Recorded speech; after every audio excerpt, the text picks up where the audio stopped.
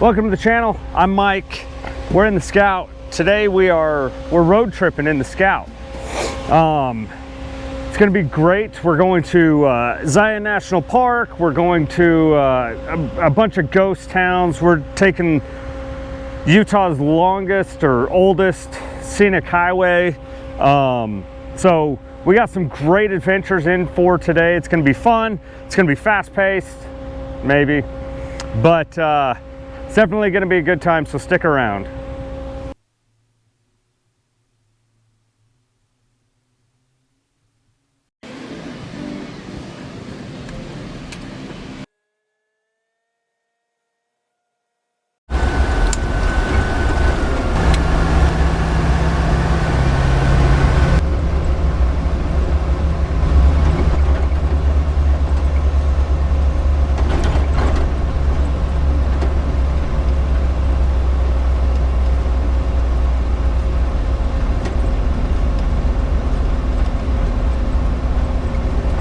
The first stop on our trip is it's called the Rockville Bridge, and I think this city is called Grafton, but it's the Rockville Bridge, and it was built in, I don't know, the 1920s, so it's well over 100 years old.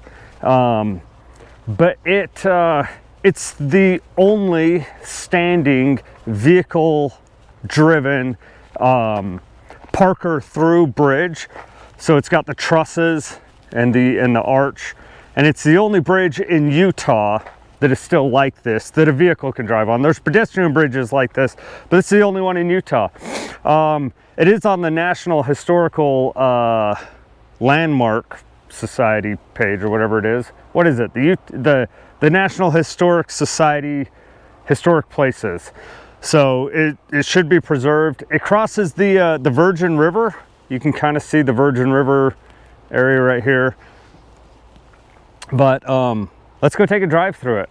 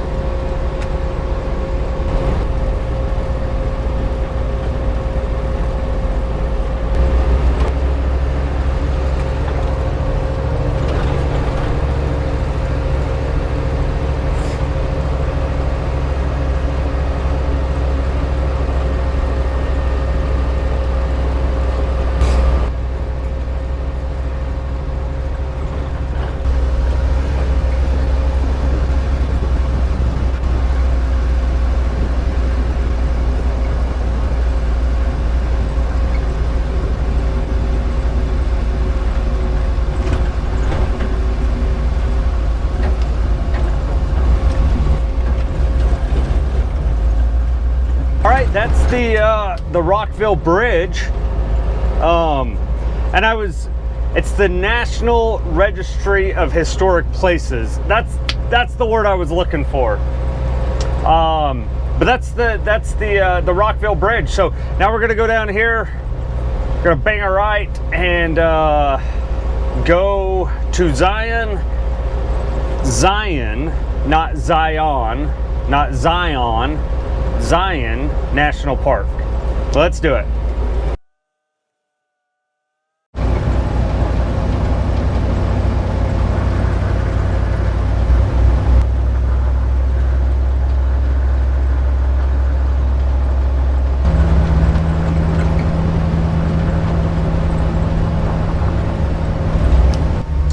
There's deer crossing the road right there. There's deer. Oh, it's a buck. What is that? A 1, 2, 3, 4. Do you count them on both sides or one side? I think there's 4 on one side. Horns on one side. I don't know what you call it. But look at them. There we go. Hi, good morning. Yeah, good morning. Do you have a matching ID to go with this? Yeah. Do we need a map today? No. See my military ID? There you either go. works. There you go. Have a good one. Okay, perfect. Thanks.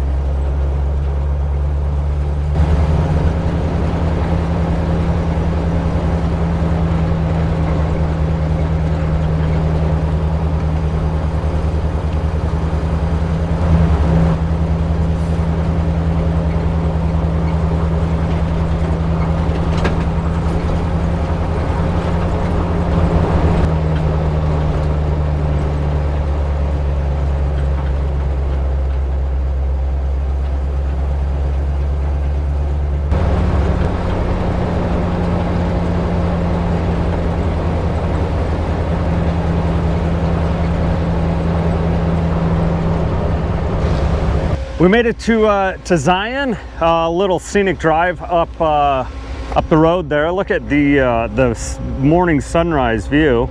Look at the arch that's starting to form. Maybe in another few 100 million years that'll be there. And then you can see there's a window right here and a window right there. Those are the tunnel that we're going to be going through, and I think that was completed in again, I think in the 1930s. It's kind of a way to get from Mount Carmel to Springdale. But a couple of fun facts about Zion. So Zion is Utah's first national park, and I think that was in the 19-teens that it was designated as a national park. It's originally home to the Paiute Nation. Then, you know, the Mormon pioneers came in the 1850s and 60s, and they named it Zion because the tall walls look like temples from God, so they called it Zion. And yeah, and then in 1919 it was designated a national park. So we're gonna go up the road here, and up here it's a one-way tunnel. I mean, there's 2 lanes in it, but it's a one-way. So you go up here, and there's a light. You just wait your turn, and then the tunnel's about a mile long, 1.1 mile, and for being completed in the 30s, it's actually a feat of civil engineering. So let's get set up and we'll go up there.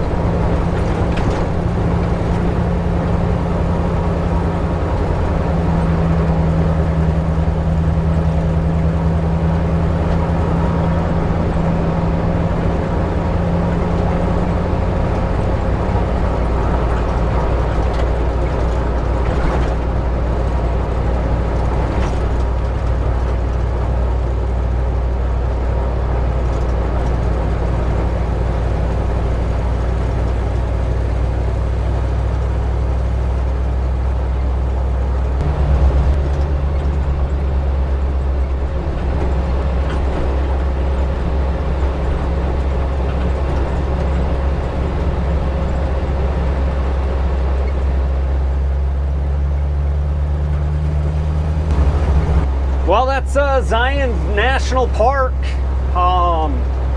There is way more to see. Way more to see. There's hiking trails.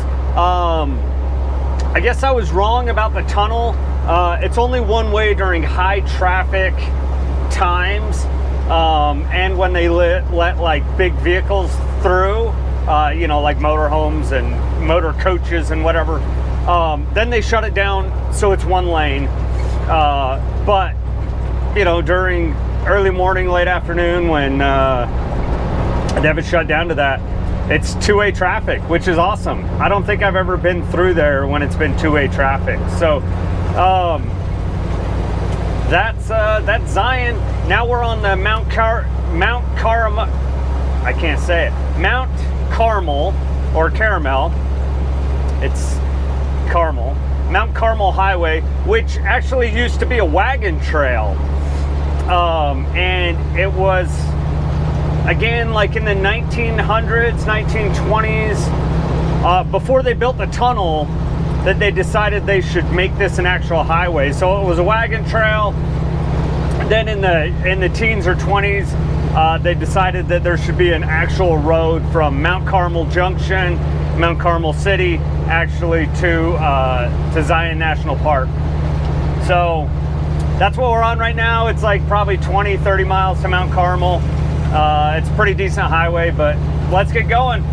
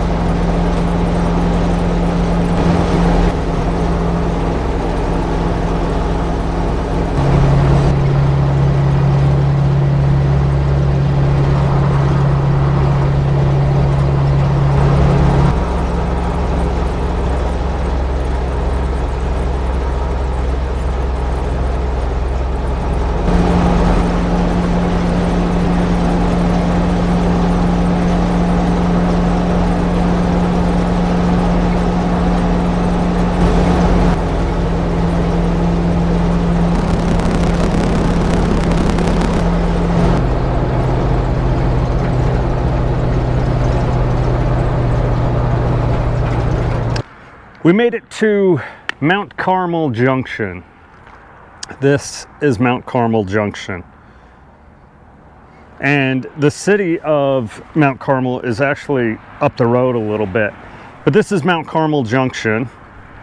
And so, funny enough, the city of Mount Carmel, or maybe Mount Carmel Junction, I guess I should be more specific, was originally founded in 1861 because of, again, the Mormon pioneers. Brigham Young sent people down here to settle this area, but immediately there was problems with the Native Americans, and so they left, and they came back with more people, more force in I think it was the 1870s, and officially settled this place, Mount Carmel.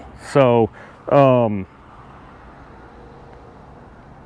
it's also known as the gateway to Zion, because that road is the road we just came down, and that one goes straight to Zion National Park. All right, now it's not as loud.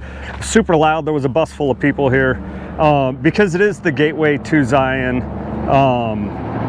This Shell gas station, let me see if I can get the sun out of here. This Shell gas station is actually a super popular tourist spot, and there's bus loads of people stopping here all the time.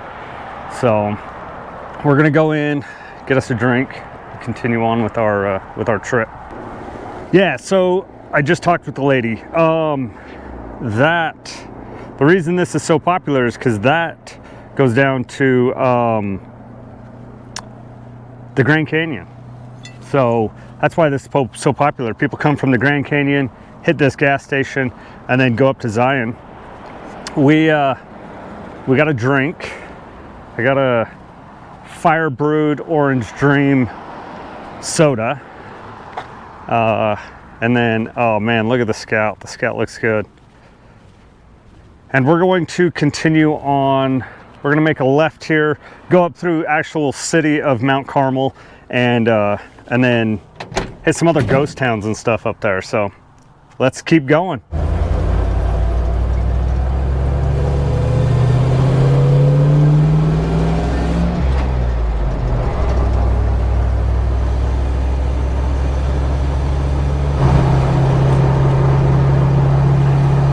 And now we are on, so we just left Mount Carmel Junction, and we're on Highway 89. It's a historic highway in Utah. It's actually one of the most scenic highways in Utah as well. It goes from way down south. I don't know how far south it goes, all the way to the Utah border, but all the way up to at least, I know it at least goes up to like Spanish Fort Canyon. So however many miles that is, but it is a beautiful drive. And if you ever want to take just a scenic drive and not even like make any stops, but just go on a scenic drive, Highway 89 is just magnificent. It takes you through all these small towns, takes you through the mountains. You see everything from like the Wasatch Mountains that are high snow-capped mountains to like the red dirt of like, I don't know, Richfield area, like central Utah, and then all the way down south to like Coral Pink Sand Dunes and stuff. So anyways, it's an amazing drive. I highly recommend Highway 89 as a scenic drive.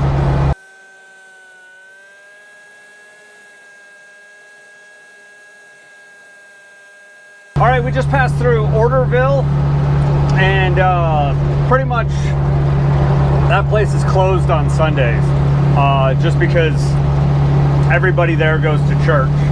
But it's a small town, maybe a couple hundred people live there.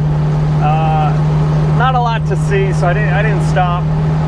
But the next spot we're going to is, the next town up on Highway 89 is Glendale. And if any of you guys watch any off-road YouTube stuff, there's a couple of YouTube channels similar to mine. One is in Hurricane. The YouTuber lives in Hurricane.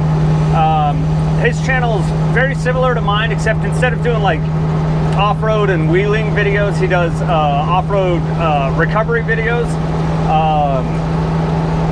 I think his channel's Matt's Off-Road. You should go check it out. It's pretty good.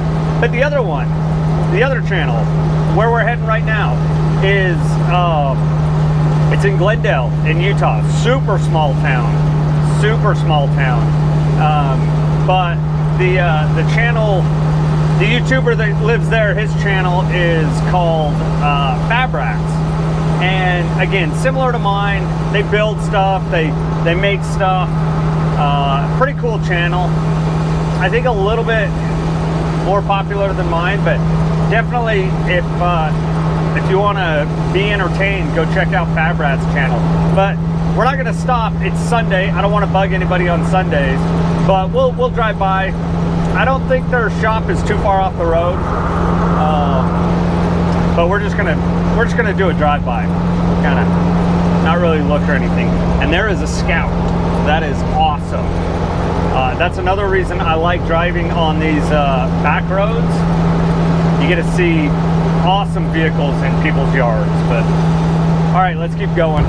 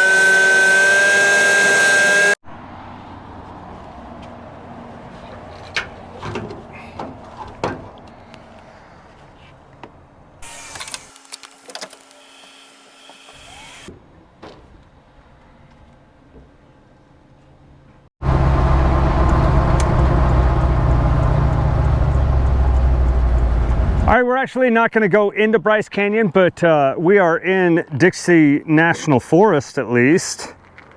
And this is just beautiful, especially with a little bit of snow on the ground. This is the Gateway Trailhead, so you can take this fire road down a little bit, and then there's a nice little hike down there. But we're not going to head into Bryce.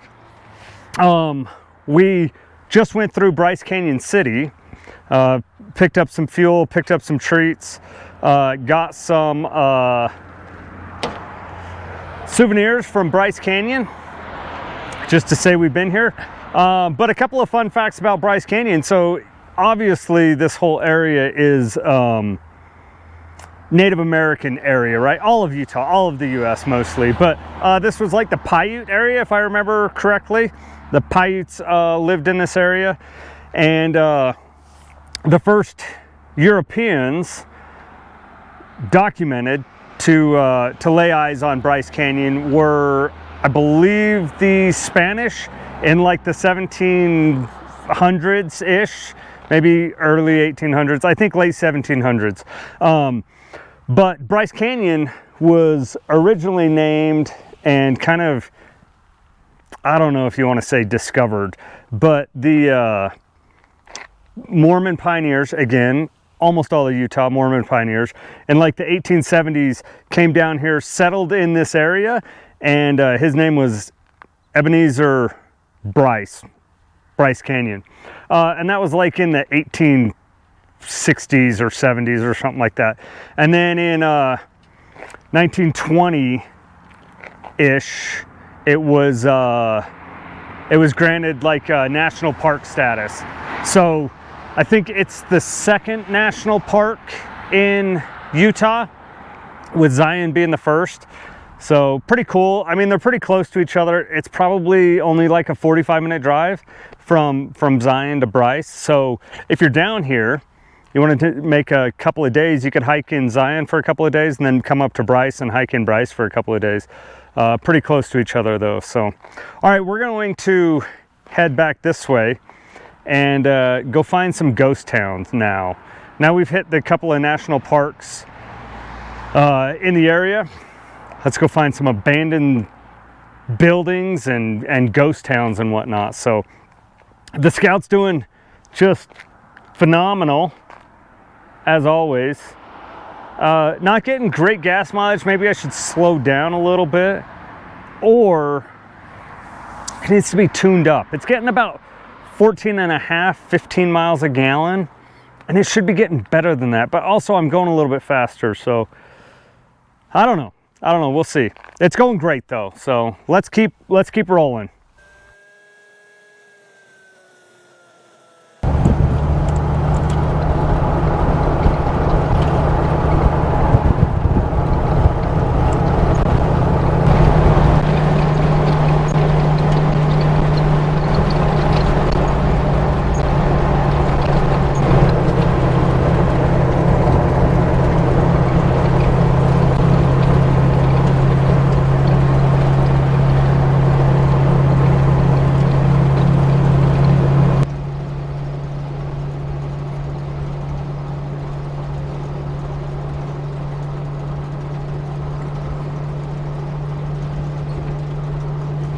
We made it to Widtsoe. We came from that direction. That's where Bryce Canyon is. So we, I don't know how far it is, 20, 30, 40 miles, 20 miles maybe. Anyways, we made it to Widtsoe, which is actually, funny enough, one of Utah's most accessible ghost towns, even though, I mean, it's really out in the middle of nowhere. And it really is kind of a ghost town. Let me show you. So if you look on Google Maps, and maybe I'll throw that up here, from an aerial view, you can definitely see like a grid pattern of how the town was laid out. There's roads. There's a road right here, and then a road right there. The typical grid pattern of like pioneer establishments, you know. But Widtsoe was, I believe it was founded in the early 1900s, like 1920 1910 or so, 1908, 1910. And there used to be about 1,100 people at its heyday. And that was in the 20s. And then there was a drought and farming died down. You can see this is not like great farming territory. There was a big drought, farming died down, and everybody left. Now I think there's like 20 residents or something like that. You can see there's a couple of nice houses, and I'm sure they might be seasonal cabins. I think there's a house just kind of right over behind that tree that might actually be like somebody lives here full time. But this, let's get the scout in this picture too. This is the old church building slash schoolhouse. That's why it's got the bell tower up there, used for you know, ringing the church bell and the school bell. Let's kind of walk in here. There's not really anything to see. Typical early 1900s, just one giant room building. Let's walk around here. Yeah, not really anything crazy around here, right? But there used to be a lot of buildings like this around here. There's still, you can see old cans and stuff on the ground. I'm sure there's some cool things to see out and around here if I kind of dug around a little bit. But there you go. We'll drive around Widtsoe a little bit. Some of these smaller towns, especially in like these very remote parts of Utah, you don't want to go trespassing on somebody's property. So we'll kind of drive around a little bit, just kind of get a lay of the land. There's an old abandoned building up here, old house. It looks newer, maybe late 1900s, but it's definitely been abandoned for a long time, 20, 30, 40 years. But anyways, let's go for a drive around here.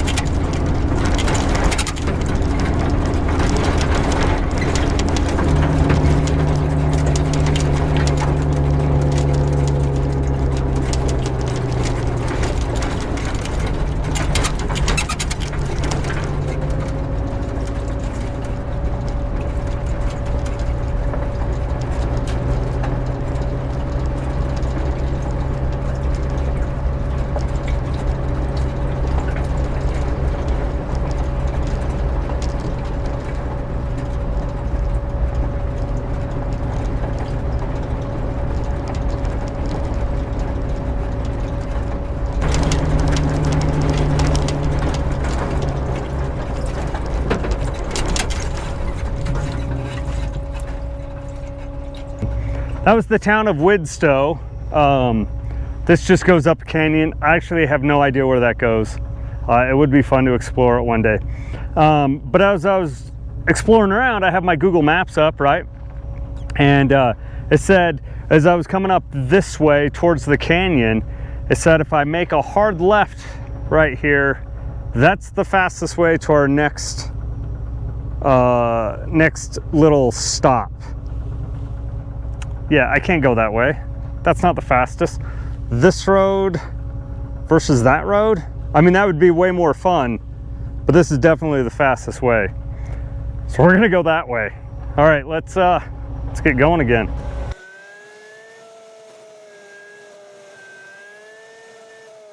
All right, we officially made it to another stop on our road trip here.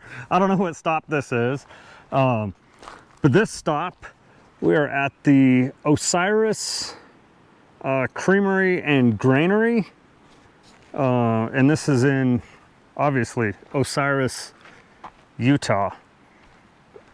And this was named after the Egyptian god Osiris, which happens to be the god of agriculture. So yeah, interesting fact, a little bit of Egyptian history into, or brought into Utah. But this was originally settled, you know, in the, I don't know, early 1900s, again, of course, right? You saw the road that we came down from this way. We're gonna go that way. There used to be a railroad that went through here. Kind of a rough little area, but it was originally a creamery, and they stored milk in here. And then as times got tougher and tougher, they changed it to granary. And then as things dried up, like down in Widtsoe and different areas, it just shut down. It just got, you know, not worth it. But this is amazingly preserved. I wish we could go in, but it is says no trespassing. Look at the little creek running by. That's kind of cool. No trespassing all over. You can see there's like stairs still in the windows. It goes upstairs like that. That'd be so cool to go look at. I'd love to go in there.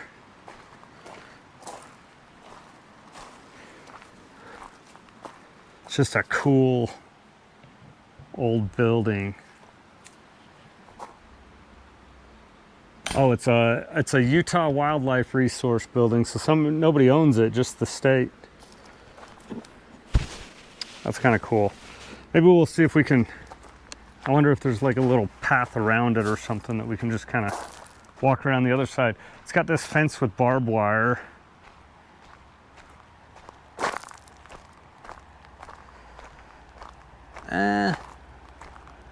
Is that a path? Or is that just a... that might be kind of a path. Let's try it. Yeah. All right. Definitely, we're still on the outside of the fence, so we're good. And it looks like people, I mean, there's footsteps in the snow. It looks like people come down this way.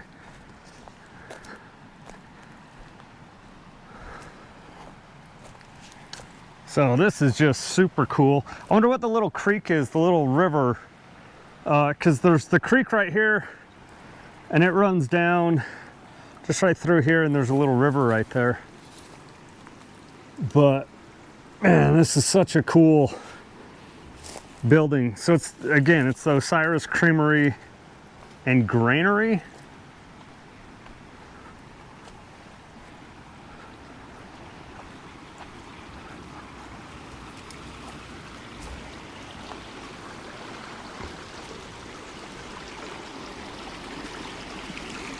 Just such a cool building.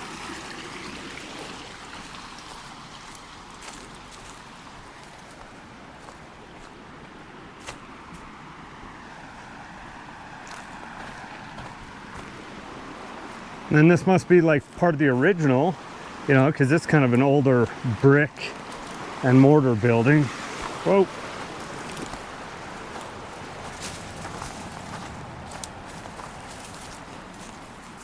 And it's cool. But the roof's caved in there.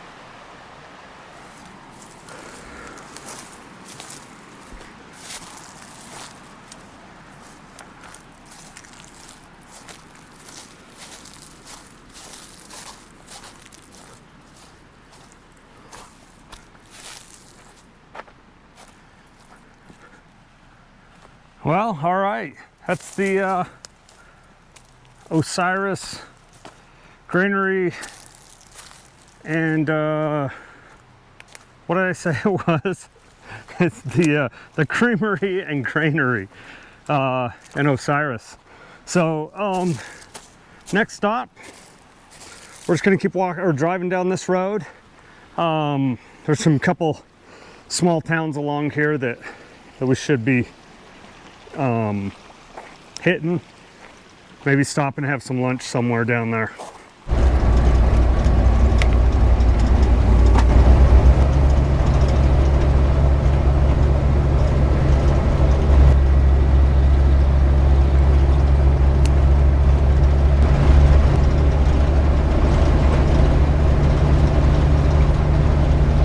All right, this video was way longer than expected, and the road trip was longer than expected. So I'm gonna cut the video right here at part 1. I'll upload a part 2.